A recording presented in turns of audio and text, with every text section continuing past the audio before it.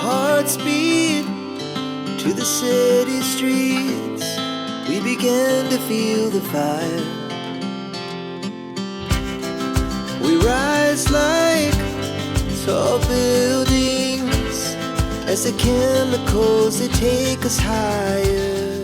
All right, so let's start with physical traits. And again, we're talking about the fact that you don't have to be perfect to be successful.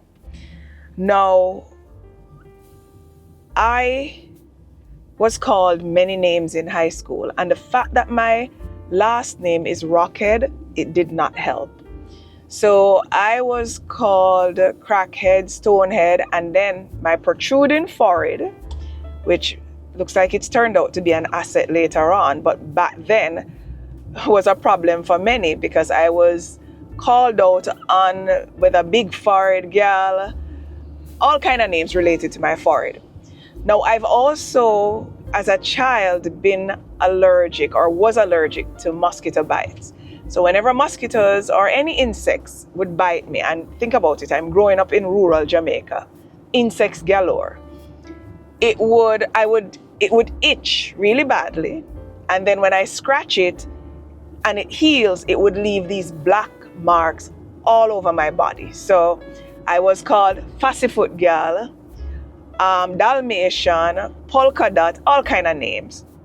The good thing is, as a child, I was a tomboy and I hung out with all my male cousins. So the names didn't affect me, and having spots all over my body, which was deemed and probably is deemed an imperfection, didn't affect me as much. I remained confident because one of the things that was consistent in the household that I grew up in, even though we were poor, was love. Love from my grandmother, my aunt, my mother, my uncles, people in the community. We weren't short of that. And it's actually one of the reasons why I did not know I was poor until I started to go to high school, because we felt like we had everything we needed as it pertains to, nurturing, but that's because love was never absent, or that's what I believe. So from a physical perspective, I also was extremely skinny and had very big knees. So I had names related to that as well. But a lot of people allow their differences, I'm not going to call them imperfections because they're not, our differences to get in the way of our success. And some of us internalize these differences as a child. And when you live in a place like Jamaica where your nickname is based on your imperfection or your difference, it's tough. I mean, people who stutter when they speak, stammer. If you have cast eye or cross eye, look a bush. If your skin tone is extremely dark, blacker. If you are extremely light, maybe pinky. If you are not hard to look at or maybe beautiful, but your brain power is not great, pretty dunce. I mean, the list goes on. Put some in the comments that you know that people in Jamaica names people because of their differences. But anyway, when you live in this kind of culture, confidence is hard to come by because people will use your imperfections or your differences to tease you. And I mean, people nowadays call it gaslighting and bullying, all kind of fancy words. I just think it's teasing, and it's unfortunate because a lot of people never get over that, and they go into adulthood with that in the back of their thoughts, and it limits their potential and truly impacts their behavior and how they move forward. Now let's go back full circle to why I'm here and what I'm talking about. You don't have to be perfect to be successful. It's mind over matter. And I know that it's much harder than I'm saying, right? But really what it boils down to is you have to get to a place where you understand your worth enough as an individual that external forces cannot invalidate you. So you have to be able to validate who you are as a person despite what external forces are saying. And again, I know it's easier said than done because most people are influenced or impacted by what people think about them. But this is how I did it personally. Very early in life, I realized that people's opinion of me didn't really matter, because these people who had their opinions, it didn't pay my bills. Whether they had an opinion or not, I didn't starve. I wasn't unhappy. I mean, initially it would impact my spirit, but the minute I was able to convince myself and realize, or come to the realization, that their opinion is just that, their opinion, and it's usually not grounded in anything than their perception. And the third factor that made me quickly dismiss how people's opinion would bother me is the fact that I realized that it's usually coming from a place of insecurity. They themselves are insecure in who they are, which is why they have to project their insecurity onto others by either talking about them negatively, attacking them, as you guys would say, this generation, gaslighting you, and all kind of things. So when I look at it and say, okay, that person said something about me, but that's because they themselves are suffering internally, it made it much easier to not digest or to not process or to not take them seriously, because then I know it wasn't personal and I know it was something within them that needed healing. So that's how you have to look at it. And I got to a point, frankly speaking, and this may sound cocky, it's not meant to be, but where if people weren't talking about me or saying bad things about me, I didn't think I was progressing enough. It's almost required now, and it gives me this push to achieve more and to do more. So the first point is physical. Don't allow it to get in the way of your success.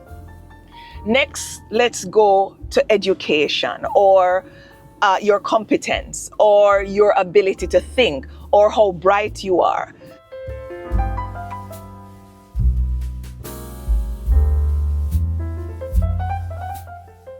Now, in terms of where we are in Discovery Bay. We just entered Discovery Bay, and the christening starts at 10:30, I believe, and it's now 9. So I have some serious driving to do, but I will not be breaking the speed limit. So don't think that's what I mean. Anyway, I have to go now, and I'll see you guys later. Time to do anything, and next you see the sun down, right?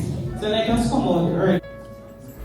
One sweet church, they are inviting us out for their harvest Thanksgiving.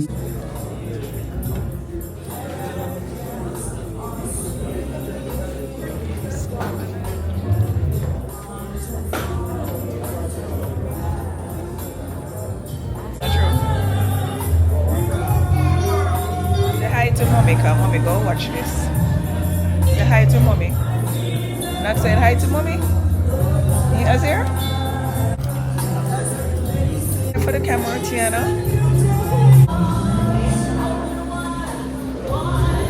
Cheryl.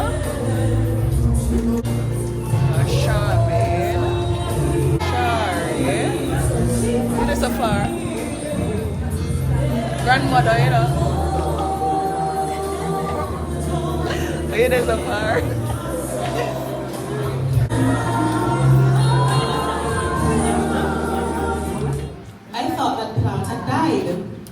But here it was in all its glory in the bush. I did not even notice it. And that's how we're looking this morning. Beautiful. And even more beautiful because to my left, to your right, if you notice, there are some beautiful flowers they just popped up. And they're nicely dressed. What color is that? Is it pink? Nice. Pink, looking lovely. That there is somebody very special amongst all the roses, and we're going to find out who that is. So this morning, I'm inviting the parents and relatives who are here for the blessing of the baby to come forward. Lead them, my God, to be is the Son of Mercy. You ought to make sure that she's well fed. You ought to make sure that she wears good clothes. You ought to make sure that she goes to a good school. You must make sure that you do your best to encourage her to do her best. But most importantly, you need to allow this child to grow up in the fear and admonition of God. You took her here today to be given unto God. That's a big step. That's a bold step. And that's the right step. Sometimes when babies come to church like this to be blessed and to be given unto God, that's the only day we see the baby. Never see the baby again. So I'm going to say to you this morning, this is not just an event. This is not just for a show. But I want you to purpose in your heart that you are going to do the best by your child for God. And it doesn't matter how excellent she grows up to be, how beautiful she is.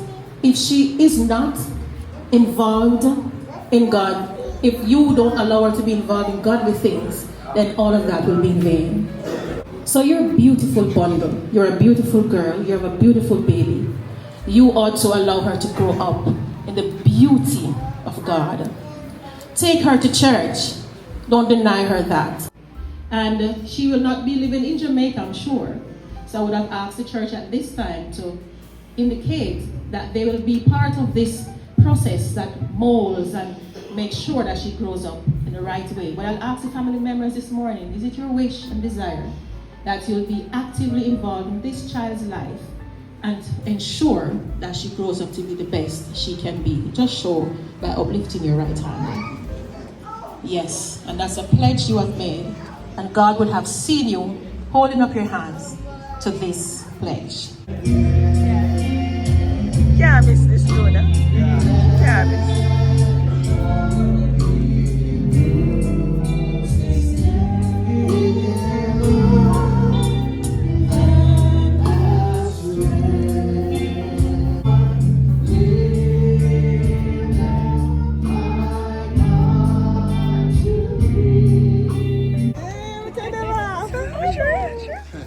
Hello. Hello. Why in favor, in favor? When Shara and baby. Tash. Tash? What? You think if you were Shara when Shara and baby? I tash this man. Charmaine, do you have vanish water? No. So vanish water.